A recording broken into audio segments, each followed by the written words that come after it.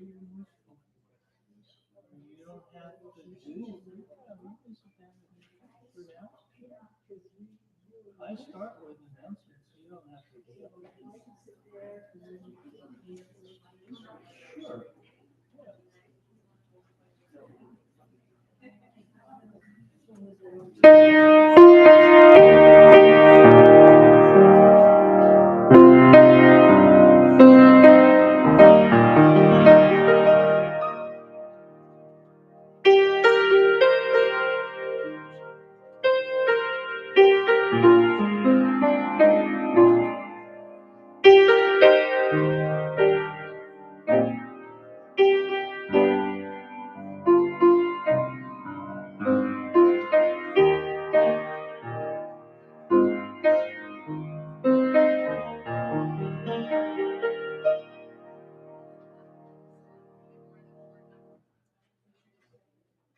I just love those bass notes on this piano. I just want to play all the time.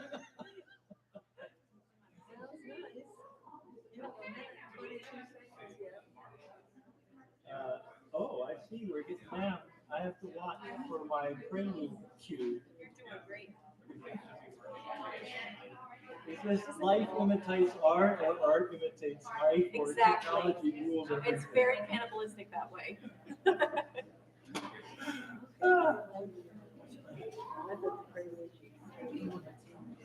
It is, yeah. So it'll That be crowd. It's good. I hope I don't forget anything. So Patty, if I forget anything, let me know. Likewise, if I forget something. I don't want to hear. Fuss with it.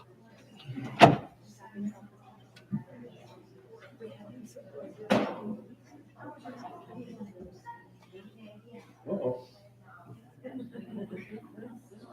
22 seconds.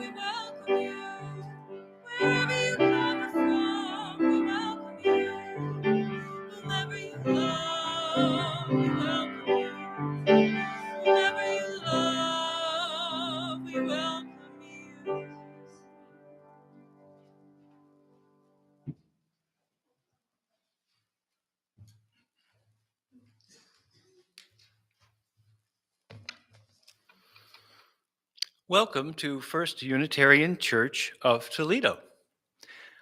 My name is Tom Sheehan, and I will be the worship associate today. We're going to start with some announcements. Our first announcement is from our board president, Sandra Kozek-Sills.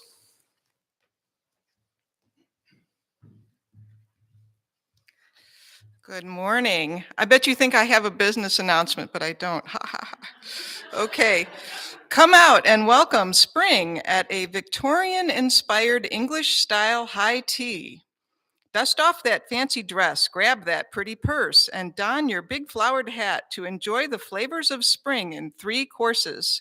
Start the afternoon of fun and fellowship with freshly baked petty scones served with your choice of whipped butter or French clotted cream and the first of many cups of hand-picked loose-leaf tea, expertly brewed in real China teapots. Excite your palate with an array of delicate tea sandwiches featuring the classic cucumber sandwich and other savory delectables. And don't forget, the reason we eat is to get dessert. The best is always saved for last as you dine on a trio of delectable lemon tarts, mini eclairs, French macarons, and pink champagne cake bites. We will be featuring specially chosen quality loose leaf teas to complement each course. This is an event you don't want to miss. What a wonderful way to welcome spring and partake in fellowship and fun. Tickets are on sale now. They're $25 a seat. Please see myself, Sandra Kozek-Sills, or Judy Murray to purchase tickets, or contact us and we will figure out a way to make it happen for those of you who are online. Thank you. When is it? Oh, well, of course, when is it? May 7th, Saturday, May 7th at 1 o'clock. Where is it? Here in Fellowship Hall. Sorry, those are important details. I will remember. I put that in the UUFYI, so I forgot to put it on my notes. So, all right. Anything else? Okay.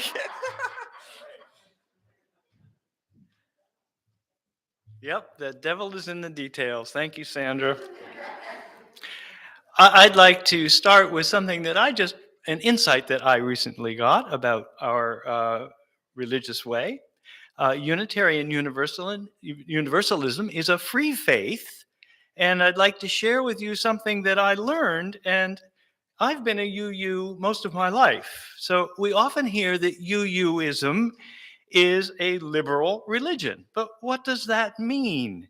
Well, it is true that many UUs are politically liberal, but not all. Some identify as politically conservative. Others, like me, might self-identify as very liberal in some areas and somewhat conservative in others. But here's what I learned. The meaning of the word liberal in the phrase liberal religion can be taken to mean free. In other words, coming from the same root as the word liberate, to free.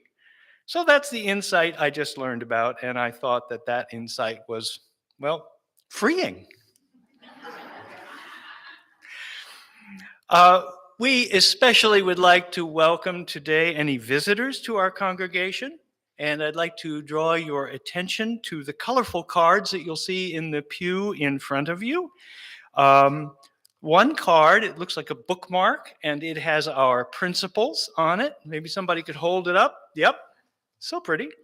And then we are free as free religious people to hold any religious beliefs. There are Christian UUs, Buddhist UUs, pagan UUs, etc. But we agree that we will be guided by these principles. And then there's another card that looks like that quilt behind you, and that's a lot full of contact information. And then there is a yellow card if you would like to get information from our weekly FYI and occasional other mailings. You can fill that out and you'll get it. It's a very interesting newsletter and it's very helpful. So if you'd like to get to know us a little better, there will be coffee hour just after the service. Just go straight down there. You can't miss it. Some information about caring these days. Jim Christensen has been placed on palliative care in Paris, so we send our love to him.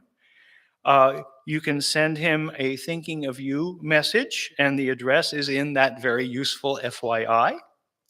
Carol Teitelbaum has had shoulder replacement surgery, and she's doing well, so we send our best wishes to her also.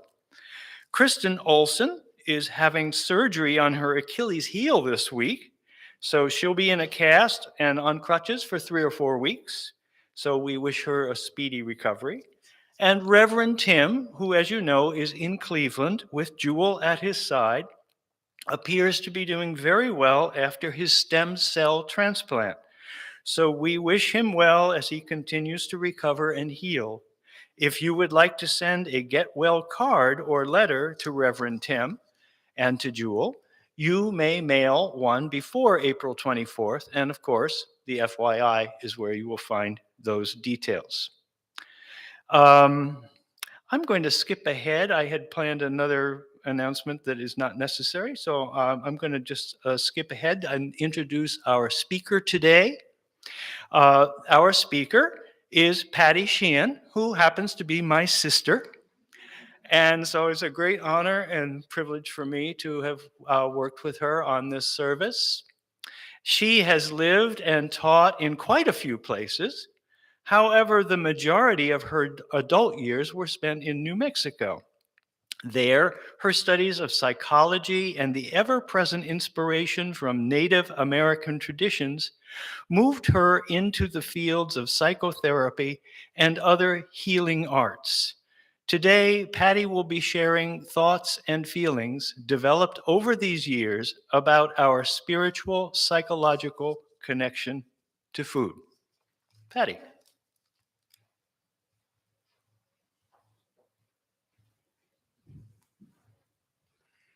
Thank you, Tom. Is the mic at a good volume? Everything's okay? Good. I'm going to be back and forth reading a little bit and then not reading some because I need these for reading and I can't see you with them on. So anyway, I have to juggle myself. Regarding the topic that we're talking today about our spiritual connection to food, I think it's our natural connection to food. It's who we are as natural beings. So that's where I'm going to focus in large part. And before I do that, for our opening words, let's begin with those opening words. And they're inspired by Carl Jung's work, Memories, Dreams, and Reflections, in his memoir. In 1925, Carl Jung visited Taos, New Mexico. Carl Jung, as you may know, was a Swiss psychologist, and he was very, very interested not only in the Freudian kind of depth psychology, but also in maybe what we might call the higher dimensions of the spirit, those parts of us where we really do unite and connect. And he was interested also to get viewpoints other than the European mindset from which he came. And he wanted to meet other people in other cultures. And he was also interested in mythology and just all kinds of things that would teach us other viewpoints. And you'll see here a picture of the Taos Pueblo. It was a bit north of where I lived in New Mexico. I lived in Taos. And when Carl Jung met with Ochwie Biano at the Pueblo in 1925, he had his first conversation with a non-European. It was quite an eye-opener. And during that conversation, they talked about their concept of God and all kinds of things, and they really came from very different viewpoints. But at some point, Ochwie Biano said, you know, we think the white people are cruel. Look at them with their thin noses and their thin lips, and they're always scowling. And it seems like they're always wanting something. We don't understand them. We don't know what they want. They're restless and anxious. We think they're mad. And Carl Jung was quite taken aback, and he said, well, why do you think we, the white people, are mad. And Ochwie Biano said, well, they say that they think with their heads. And Carl Jung said, well, of course. Well, yes. What do you think with? Ochwie Biano said, we think here. And he pointed to his heart. For our chalice lighting, another piece of other perspective and wisdom from native culture is Crazy Horse, whom you might have heard of. And he, along with Sitting Bull, took down Custer. And that was Custer's last stand. But although they won that battle, they knew they would lose the war.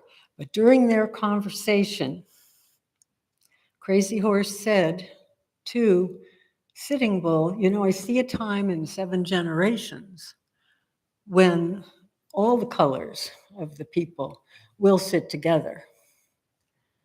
And at that time, my people will hold some wisdom, and the young white ones will come to us for an understanding of the unity of all life.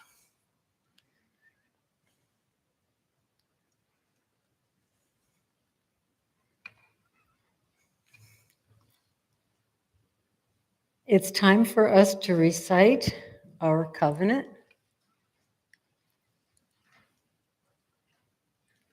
Love is the doctrine of this church.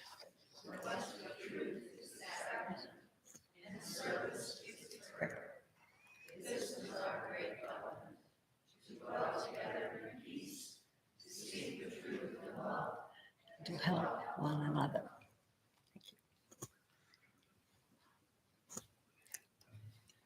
Our hymn this morning is not in the hymnal, but the words will be on the screen and you will hear some repetition. I invite you to join in. It's also doable as a round, so if you miss the first entrance, choose your own.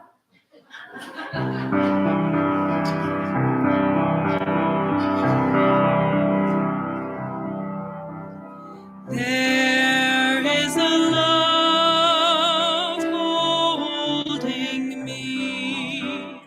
There is a love holding all that I love. There is a love holding all. I rest in this love.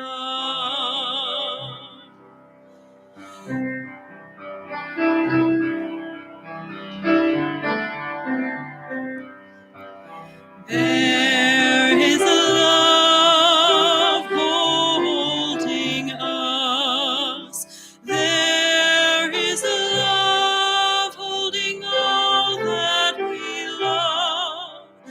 There is a love holding all. We rest in this love.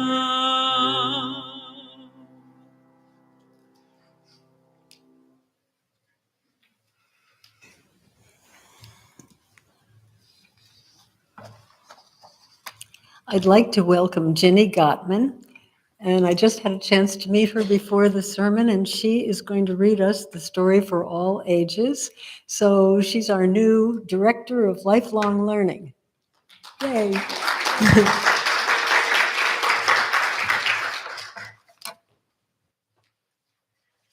Good morning. Our story this morning is called Brave Enough, and it is by Noreen Kimball. There was once a girl who loved to write stories and poems. She often wrote about the land and the birds around her house. Her name was Rachel Louise Carson, and she was born in 1907. When Rachel grew up, she became a writer and a scientist. Rachel wrote wonderful stories, and she always explained the beauty of nature so well you could almost see what she was describing. As a scientist, Rachel was also very careful to describe things exactly as she saw them. She made sure that everything she wrote was true. Since Rachel was always outside studying nature or writing about it, she noticed that a lot of birds and fish were dying. She figured out that the animals were dying from poisons being sprayed from airplanes to help farmers get rid of insects. The poison not only killed the insects, but it also got into the soil and water and killed other animals. Eagles and many other species of birds and animals began to disappear. Rachel wrote articles and spoke to the US Congress so everyone would know how we were destroying the environment. She even wrote a book about the problems caused by the poison. In her book, she described a spring where the skies were quiet and still because so many birds had died. She called that book Silent Spring. People who read Rachel's book started to demand that the government stop spraying the chemicals. The president and Congress asked scientists to look at the chemicals to make sure that Rachel was right about what she had said. At first, the chemical companies said that Rachel was wrong. But eventually, scientists figured out that the chemicals were getting into the earth and water and were killing many animals, just like Rachel's book said.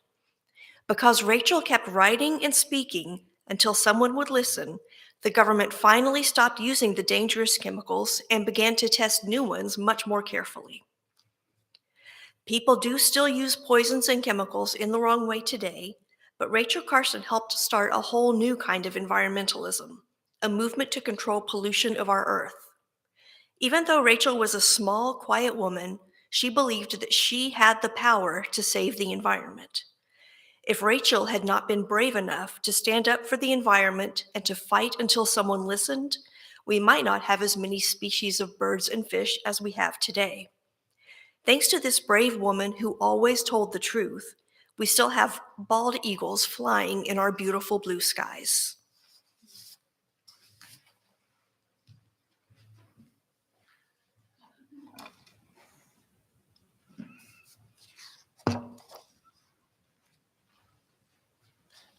Our centering music today is a familiar one in your green hymnal. I invite you to meditate on this idea of returning to oneself. This and our centering music, or our reflection hymn today, all were selected by Patty in connection with this theme of returning to oneself, to nature, and the identity as a whole for the earth.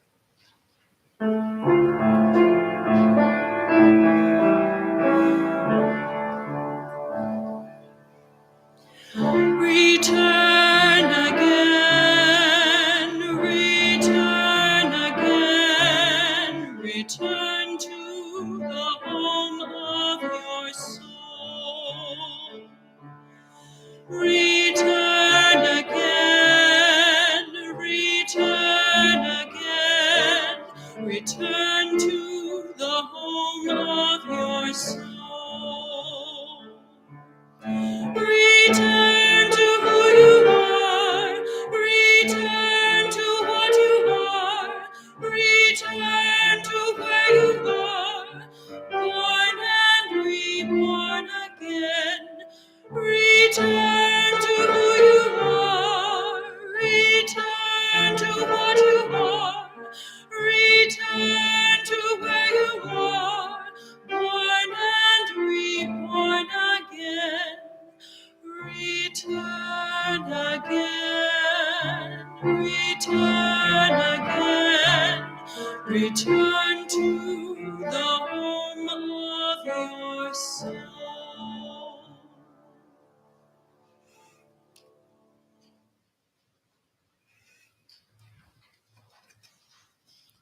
I could listen to that song. It's so beautiful, just over and over.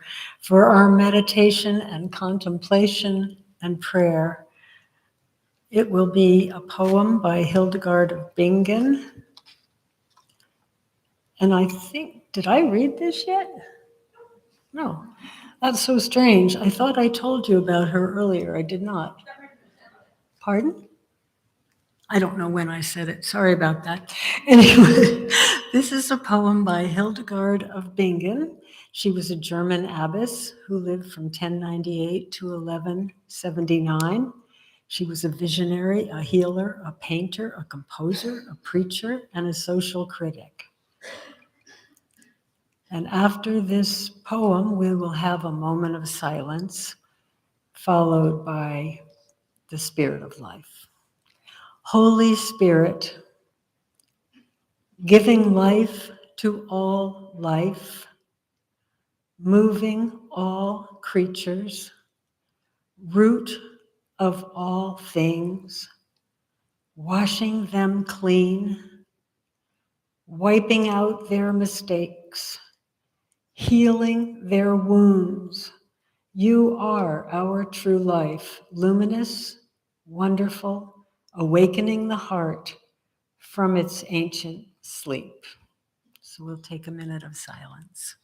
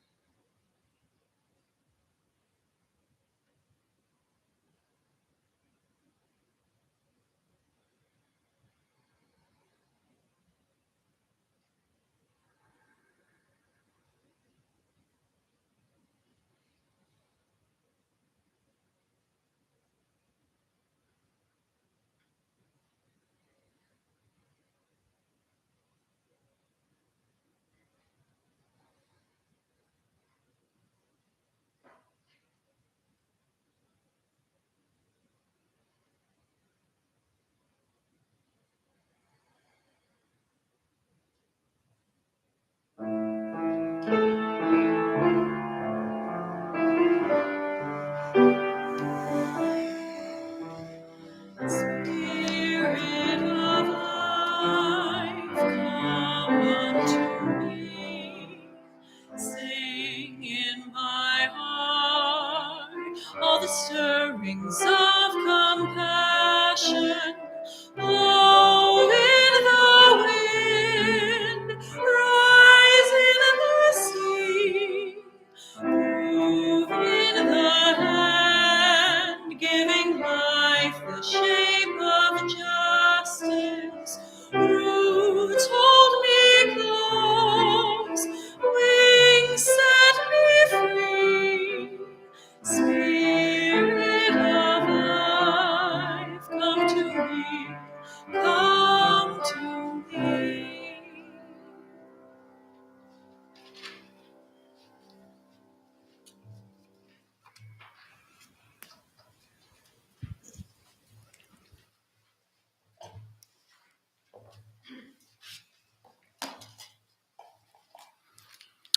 We have a reading today from a letter dated 1950, written by Albert Einstein, with the language very slightly adapted.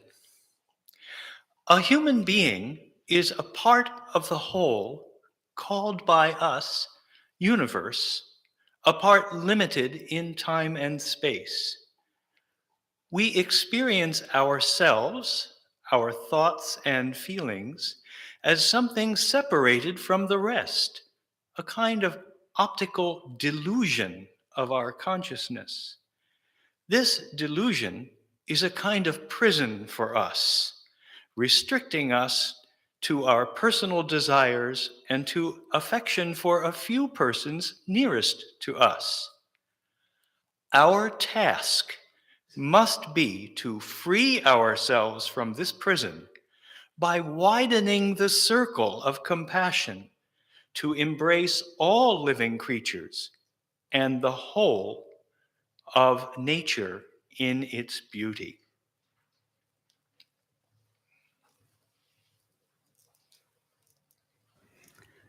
Thank you, Tom. It's fun having my brother helping me with all this. Appreciate it. And everybody who's been helping me. It's wonderful. Speaking of all the unity and everyone, you've been great. Thank you. Haven't done a talk in a long time, so appreciate it. For our sermon today, as I said, It will be talking about our spiritual connection to food, and that is our natural connection to food, and that is our connection to all the plants, all the animals whose lives we take when we eat. It's our mammalian connection to food also, because we are mammals. So we have a lot in common with other mammals, and sometimes we forget that because, like Einstein, we do have maybe not the major superpower he had, but we do have pretty busy brains. And because of that, sometimes we forget that we're also animal and we're also very emotional. We have so much in therapy we talk about from the neck down, just that whole self of who we are. So yes, we're connected to the whole web of life. And inside of each of us is kind of a web of emotions and senses and thoughts and all the parts that go into making a psyche or a whole person. And when Carl Jung met with Ochuebiano, I think Ochuebiano and his people lived close to the land and were maybe more in touch with their senses, their unity, their emotions, whereas the intellects of the European Western mind were more identified with the mind. And we really do need both. We need all parts of ourselves right now because of where we are in our history and in this time of climate change, environmental collapses, a lot of social collapse. And there is so much right now also that's magnified greatly because we're coming up on 8 billion people on this planet. When Carl Jung met with Ochuebiano only 100 years back, not even, there weren't even 2 billion. So very rapidly, the world is changing. So when we talk about the web of life and our connection to it, the web is a bit different than it was even 100 years ago. So how we tune into what's happening now, and we sort of try to gear our own lives to fit with the bigger life, the one life of all. I'm going to start by talking a little bit about my own childhood and my evolution towards first vegetarianism, then veganism, and then, well, I'm a vegan now, but kind of that evolution, because it doesn't happen all at once when we change, and each of us finds our own peace and harmony with what we eat and what food means to each of us. But I can only tell my own story, so here you go. Mary Had a Little Lamb was my favorite song when I was a child. And you'll see this lovely old print. That song was written, I guess, way over 100 years back now. And there's Mary with her little lamb. I wanted a little lamb too. I even went to a petting zoo once, and there were other children there, and there were other animals. But that little lamb and I just kind of made eye contact, I think, and that little lamb came right to me, and I don't know what to call it if it wasn't love. I wanted that little lamb to come home with me, and of course that wasn't going to happen. My favorite book when I was a child was this one you see here, The Fuzzy Duckling, and I wrote down the author, Jane Werner, and Alice and Martin Provenson, or Provenson maybe, did the illustrations. But what's not to love about that duckling? I loved all animals. And the little duckling goes through the farm and meets the colts and the calves and the turkeys and the geese and the pigs. And of course, the little lambs all playing in the field. Lambs, they say, will play all afternoon if you just let them out and give them that space, because they're like kids. We're all the same. We all like to play when we're young, and we need to. So anyway, fast forward a little bit. Mommy, what's for dinner? You guessed it, lamb chops. You wouldn't believe the dread that I felt. I looked at the platter, and there were these chops. I saw the bones. I'd eaten them before, but that time something all connected, and I What are they? Well, they're lamb chops. We're going to have them for dinner. But what are they? Well, they're the meat from the lamb. I burst into tears. I don't want to eat that. Well, we have to eat that. That's what we're having for dinner. But I don't want to. And my mom said, well, we have to. And I said, why? And she said, well, because you need to grow up and be strong and healthy, and we have to eat our meat every day. And I think at that moment, John Bradshaw, if you remember him, a psychologist a ways back, but he talked about the sudden moment of disruption in the childhood and in all of our lives, and we get more than one of these, but it's when our world kind of shatters. And all of a sudden, I realized something about me was not okay because I didn't want to do this thing that I had to do. So what did I do? I put that, in psychology we call it, I repressed that feeling of loving the animal and not wanting to eat it, but I repressed it. Sometimes we use the expression, I put it in the closet. And I just kind of forgot about it in a way. And I ate my meat. And my mother had not seen this other little book, and I don't know if Walter can find that picture with the 3 images again, but the 3rd book is called We All Love. There it is. And that 3rd book is one that we didn't have back when I was a kid. And there's not much out these days for kids either who are little sensitive vegans or vegetarians. But there's more and more available all the time. Because children, just like we all need to know at age-appropriate levels, what's going on. What am I eating? Where is it from? And what happens in our culture, different from native cultures originally and Aboriginal type cultures where they're one on the land, is that we separate from our food. It comes from a store, how to get there, on a truck, and by the time we go back and see what it was, we realize what we're eating. But sometimes there's so many steps between the animal or the plant, by the time we eat it, our kids don't know, we don't even know the history of what it is. So my mom didn't have access to a book like that, which shows children how we are similar to other animals. We all love, we all play, we all have fear, we all feel pain. We are very, very similar. And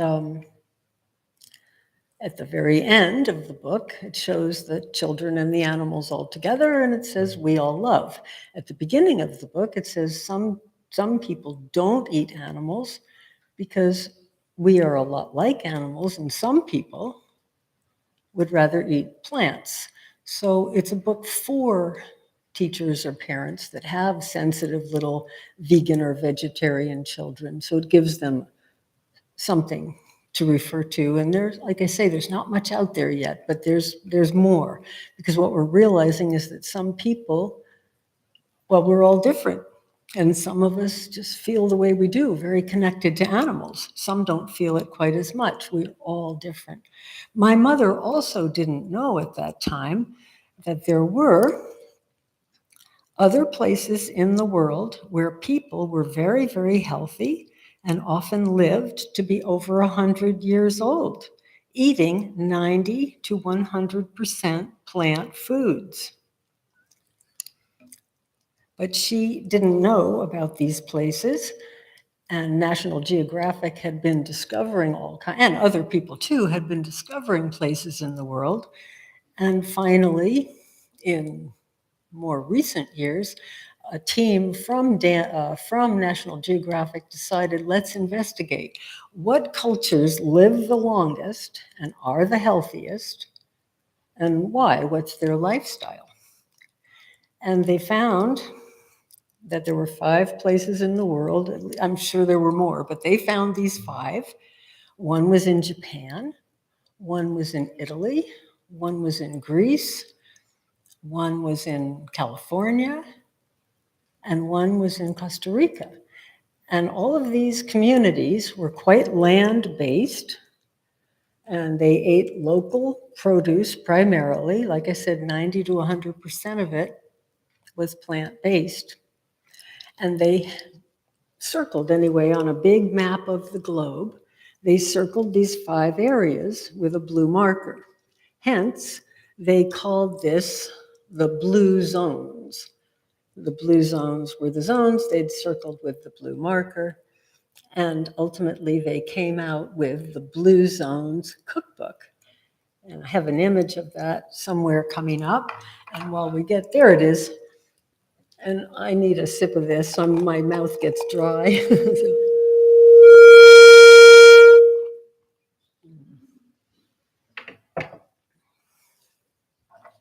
So when I heard about this book, and this is recent, this only came out in 2019, because they really wanted to take a look not only at their agrarian and very active lifestyles with nice close communities and support systems, but they wanted to look also at what did they eat. And the reason they could get by with just plants primarily is because they eat a lot of beans, among other things, a lot of whole grains. And the whole grains and the beans combined give you this complete protein.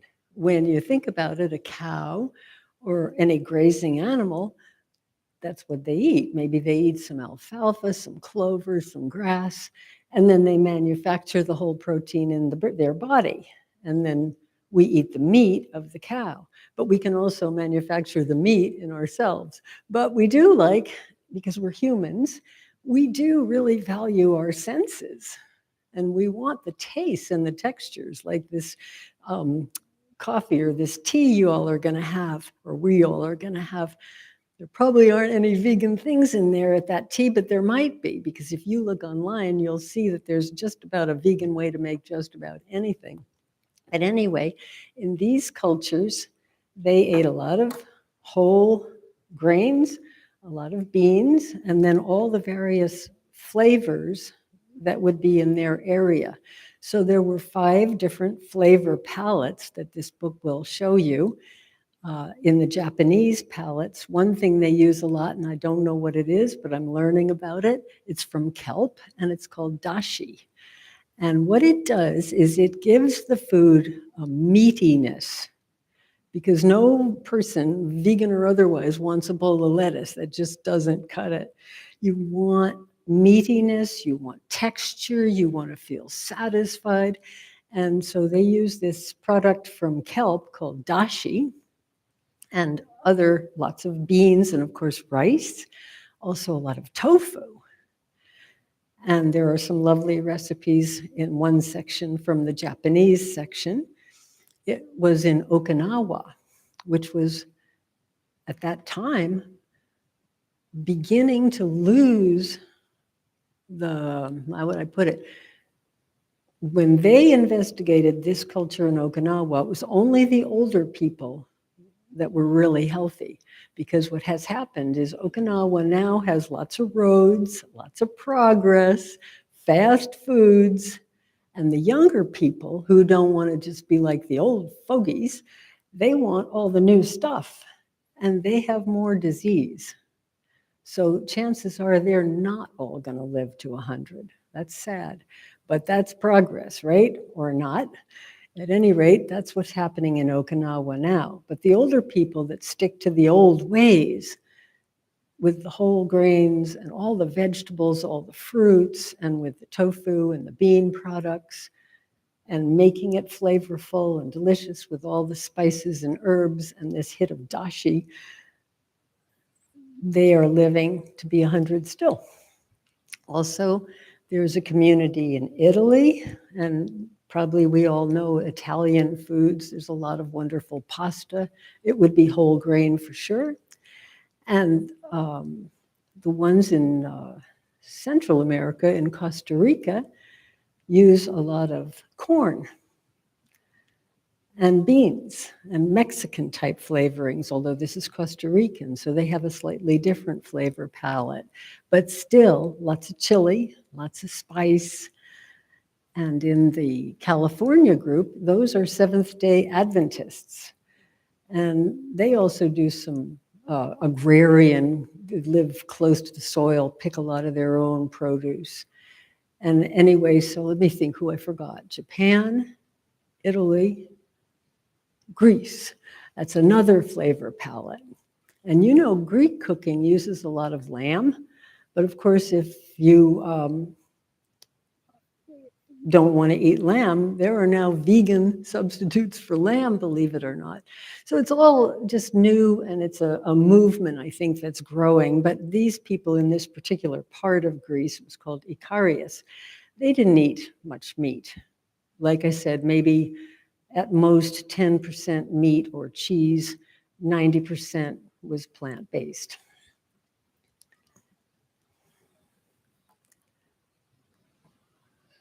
So anyway, my mom had not known about these cultures, even though they were alive and well when I was a kid. And so I was growing up still, having my meat every day and drinking my 3 glasses of milk every day.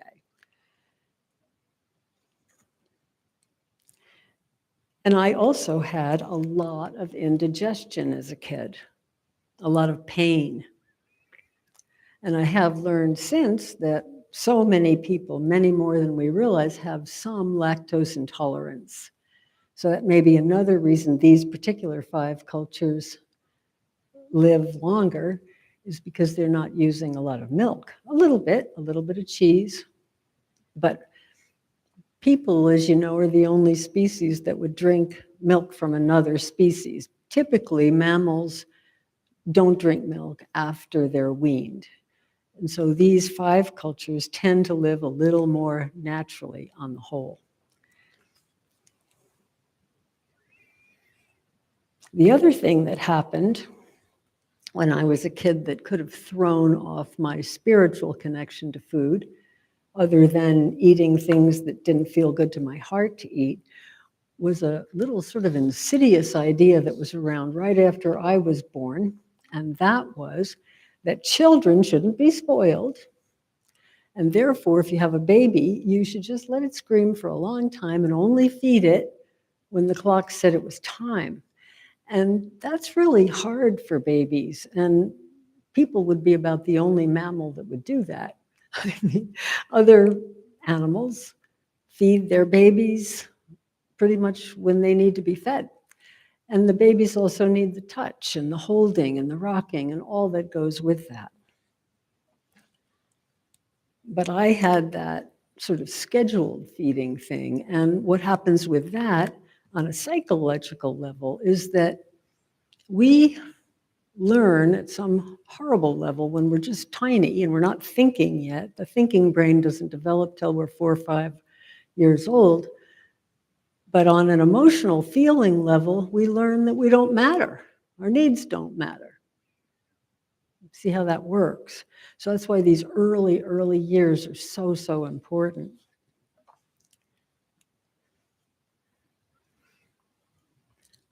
Okay. Now, I'm going to fast forward a little bit. And when I was in my late 30s, my meditation teacher suggested I try not eating meat. So what does this have to do with this t-shirt? The reason the t-shirt is up here is because at that time, I saw an advertisement in a magazine or the newspaper, and it showed a baby calf in a crate. And the baby calf was looking terribly sad, and it said, he can't move. He can't turn around. Boycott veal. And that, I didn't know. I did not know. But my meditation teacher had suggested I not eat meat, and I had tried that, and that was working well for me. A lot of my pain and indigestion issues were much better when I didn't eat meat. And then I began to see images like this boycott veal, and I called up the 800 number under the boycott veal ad, and it was Humane Farming Association. It was the only group I ever heard of that really worked just to raise awareness about factory farming and animal justice for factory farmed animals. Because of course, everybody wanted to support the wonderful wildlife or the kitties and the puppies. And all these animals are important, but what we had done was kind of, like I did, put in the closet almost the awareness that these other sentient beings, equally as feeling and delightful and intelligent as the wild ones or the pets, but that they had gotten relegated and they weren't protected so much. So I had called the Humane Farming Association to find out about their work, and I've been supporting them ever since. So that's why the t-shirt is up. That's one of their t-shirts. And they also have some others. They're out in the lobby. You can see them. I also have some brochures about factory farming out there if you're interested to see what happens to some of the animals before they end up on our plate. But at the time, when I was in my 30s, I was not aware of how much factory farming and other industrialized agricultural systems were damaging the environment and increasing food scarcity for many people here and around the world. I didn't realize, but what does happen with that is that when you raise a lot of animals, you use a lot of land because they need to eat. And all that they eat uses land and uses water. So for example, a slice of bread might use 11 gallons of water, whereas a hamburger patty might use like 600 gallons of water by the time you grow the cow, if that makes sense. Or in terms of land use, if I, as a vegan, only eat plants, then I would use under a half an acre worth of land, whereas a standard American diet with, pretty good amount of meat and dairy and eggs and all of that could use like 2.5 acres of land per year. So the land use, if it's animals that we're eating or eggs or dairy, is another huge issue. And because of that, instead of raising whole grains and legumes and things that could feed all the people, all the soon-to-be 8 billion people of us, a lot of it's going to feed the animals who end up in these factory farms and confined feeding operations, and then off to slaughterhouses they have to go. So they don't get a good life, and they use a tremendous amount of our resources. So lately, it has been extremely heartening to see how much new interest there is in plant-based diets. And plant-based doesn't mean you have to be a vegan. Not everybody is. But plant-based means to really emphasize that more for our own health and for the health of the planet and for helping share the foods equitably, because we all hear about the food deserts in our own country, and they're even worse in many, many parts of the world. Quickly, I'm going to share with you 3 cookbooks that I found. The first one, the Rust Belt Vegan Kitchen, is recipes that got consolidated into this book during the pandemic. It was a Facebook group, and the woman who put this together lives in Cleveland. And there are recipes from vegans. Some of them are restaurant owners. They have an increasing demand from their clientele. We want vegan, we want plant-based, I don't want all this meat, whatever. So they were at home during the pandemic while we were all shut in, working on their recipes. So there's some recipes in here. The one I'm going to tell you about is a Unitarian minister out of Indiana. And his recipe I want to try. It's peanut stew. Again, you're going to get the meatiness there because the peanuts sort of simmered with the tomato and the herbs and the spices and all the vegetables. gives you a nice, thick, meaty, fulfilling, satisfying stew, and he serves it either over rice, or you can serve it over anything you want. Why not? But he suggests rice or plantains, if you know those big green banana-looking things. The other book, you'll see here, Eric Adams, who's the mayor of New York now, Healthy at Last. Eric Adams was going blind a couple of years before he started running for mayor, I guess. I don't know how long ago, to be honest, but he was losing his sight. His doctor told him, here, take this for your diabetes. Here, take this for your heart. And Eric knew, because he'd been in the police force, that he hadn't been eating right. And he had gained way too much weight. And you know how it is, you're on the police force, you drive through all these drive-through things and fast food, and it's not healthy. And he decided he was just going to go vegan. He didn't want all these meds. Well, it worked for him. So in this book, tons of recipes, especially geared for, not completely, but very pointed towards his own community, which would be Black people who are incredibly underserved. And he says the food desert in New York City is by far and away worse than the drugs, than the gangs, than the COVID. You know, not having healthy food. So he's on a mission.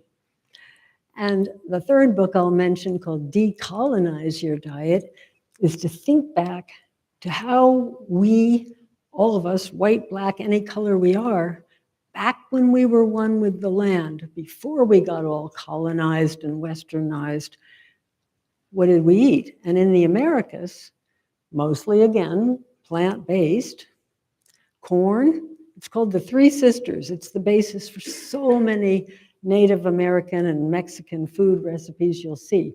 Corn, beans, and squash, the Three Sisters. They grow together. Mother Nature plans it that way. And out of these Three Sisters, there's tons and tons of recipes in this book. And something I want to try that I never knew about are hibiscus flowers. And apparently in Mexico and in the more tropical areas, they use them a lot. We can buy them dried here, I haven't found them yet. But the hibiscus flower also gives a meaty texture. And something I'll say about meaty is a new word to me that I learned just while I was researching all this recently, is umami. That's the meaty, substantive texture that we need among all the other flavors, sweet, sour, salty, bitter. But we need the umami. And we can get it with either 100% plants or mostly plants. Maybe a little meat or a little cheese, sometimes if it feels right. But that's kind of what that word umami comes up in all these cookbooks, and in the Blue Zones one, and in all of them, because people do want to feel satisfied. And with the whole grains, with the beans, with the corn, with the vegetables and the fruits, it can be done quite nicely. So I want to close by saying that this web of life, this web of life that we are part of is so ingenious, because what is really best for human health, which is largely, not necessarily 100%, but largely plant-based, is also what's best for all the people and all the other animals and the rivers and the air and the earth. It's not like any one factor has to lose if we can all win, win, win, win, win. So that's my kind of closing thought about that, I think. Yes. I do want to say, though, in terms of balancing out that native and indigenous view, which is much more holistic and much more body-oriented and much more based on heart, with the Western mind and the intellect. We really need them both now, because it is with this scientific mind that we're understanding, even in laboratories, how to create meat The same thing as a cow would create in its body can be grown in a laboratory now. It's just beginning, so your hamburger would run you a few grand because it's just at the beginning stages. But what I want to say is that even in the plant-based meats, there's tremendous improvement, like the Impossible Burgers. You might have heard of them. A friend of mine said the chicken nuggets, the Impossible chicken nuggets are very good. So with the plants combined in the right way, you can still get that sense of meat that you would get if you ate the meat, simply because of the way the chemicals and everything break down and work together. So we do need our science because we have a lot of people to feed on this planet now. And we know what happens if people are not happy and lots of social unrest, and the food is a big, big, big piece of where we need to heal our planet. And I think I'm done. Let me check. I am. Thank you.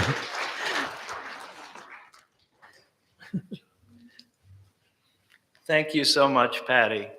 Patty has tremendous wisdom that she's been working on for years, and it's great to hear her express it to us.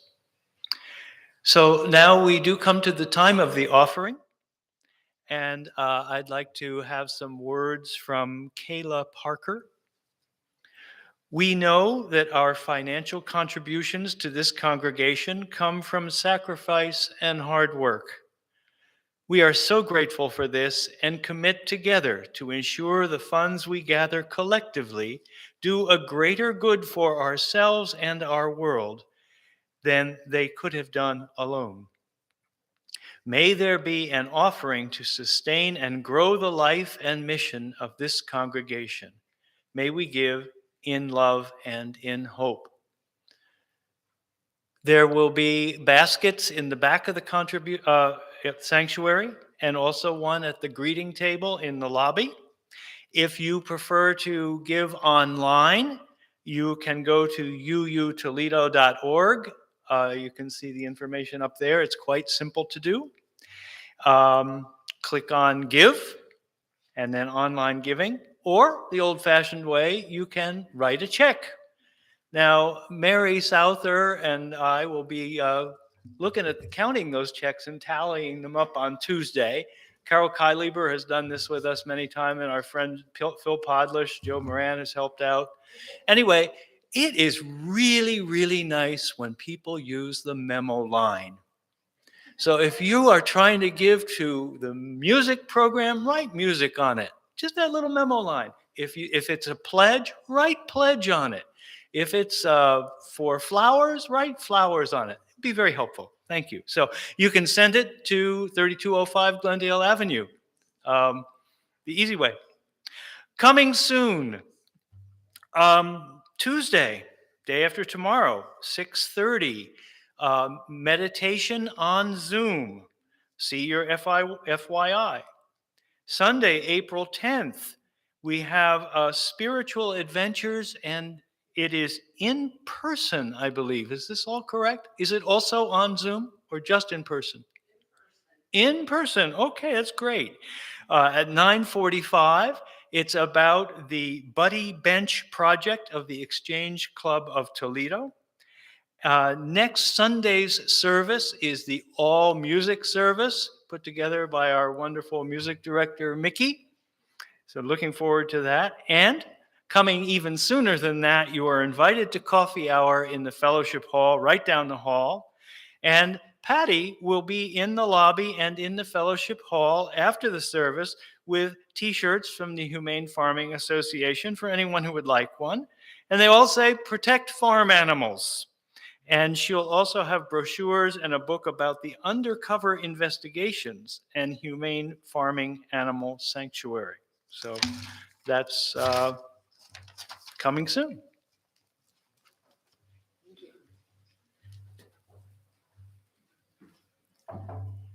Thank you. Yeah, this all went flying by really, really fast, so I didn't get to mention that. But yeah, I have some T-shirts if anybody wants one. I want to say one thing real quick about that T-shirt. I had it on one time, and I was out in Southwest Kansas, and a guy came up to me. I had the pig one on that you saw, and he said, "You don't protect those. Those are for food." So you can see it was not a good conversation. Matter of fact, we didn't attempt one. Just thought I'd mention that because I forgot. And that's kind of prevalent. For our closing words, these are inspired by Ojibwe and Navajo teachings. I want to say that and I'm oversimplifying, I know, because when it's an oral tradition, as Ojibwe and many native languages, not all, some were written, but they were mostly oral, the story changes. So this is kind of my take on it. But we are in a time that's called the seventh fire. And we know how in our history we have eras or time periods and the rise and fall of various and sundry empires. Well, so does every culture have its history. And in their history, they look at each period that we're in as the seventh fire. And when the settlers came to this land, many native cultures saw the writing on the wall. I don't think they knew the specifics about climate change or population growth or any of the issues that we're having now, but they could see it coming because they sensed that sort of insatiability and that sort of plundering forward without reverence for the land and the animals and so forth. So in the Ojibwe prophecy, it says, now we're in the seventh fire. There is an eighth fire that's possible. In the eighth fire, there will be peace and harmony. We have a choice. There are two roads. One is scorched and worn, well worn, burned, charred. If we take that road, that's the end. The other path is green. And also from Navajo teachings, I will read you the poem or the blessing that I've heard in Navajo ceremonies sometimes. And again, there are always different versions. In beauty, I walk. With beauty before me, I walk. With beauty behind me, I walk. With beauty above me, I walk. With beauty around me, I walk. It has become beauty again. May we all walk in beauty. Okay. I believe that's it. Do we go now?